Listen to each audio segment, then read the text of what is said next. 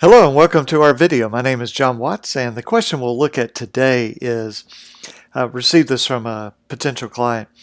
Sent the debt collector cease and desist letter by certified mail. A few weeks later, they sent another collection letter. Can I sue under the FDCPA? So first of all, very smart to send things by certified mail to be able to prove that the collector actually received it. So let's start off by looking at the actual section of the law that applies of the FDCPA, the Fair Debt Collection Practices Act, and that is section 1692C and then subpart C. So here we see that if the consumer notifies the debt collector in writing, so it has to be in writing, verbal does no good, must be in writing, that one of two things, consumer refuses to pay or consumer wishes debt collector cease further communication, then the debt collector shall not communicate further. So as we've talked about in other videos, this is not a suggestion, it's not a guideline, it's not, hey guys, this would be a good practice. No, it's an absolute prohibition. You cannot ever communicate with that consumer again, except, it gives us three exceptions. To tell the consumer you're not going to do any more collection. Number two, to say, hey, we may invoke some remedies. That might be things like we're going to credit report or we're going to sue or whatever it might be, which are ordinarily invoked. Or number three, to say, hey, we're going to actually do this one specific remedy and we're just alerting you to it.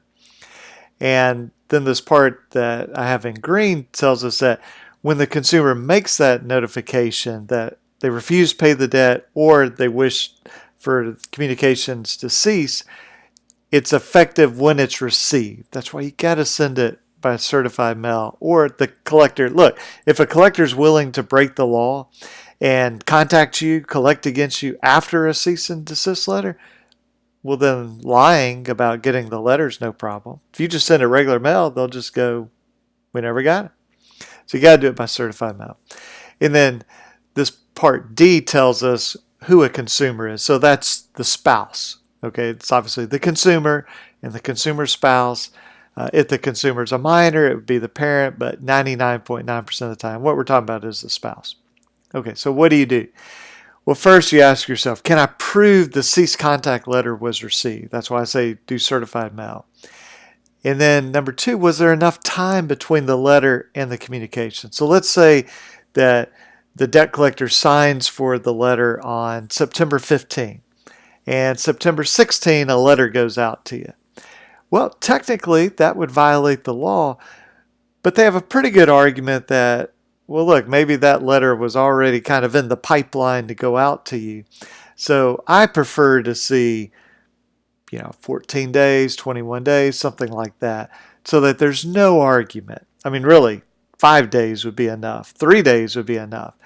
But let's see if there's maybe 7 or 10 days, 14 days. And then we always ask ourselves, does the FDCPA apply? Am I a consumer? Is this consumer debt? So it's not business debt. Am I dealing with a debt collector or is this the original creditor? And then is there a violation of the law? In this situation, violation 1692C. If you have all those, then you definitely need to look at suing this collector. So thanks for watching this video, and if you have questions or comments, feel free to put those below, or you can visit our website, alabamaconsumer.com, or if you're in Alabama, feel free to give us a call, 205-879-2447. That's 205-879-2447, and you guys have a great day. Bye-bye.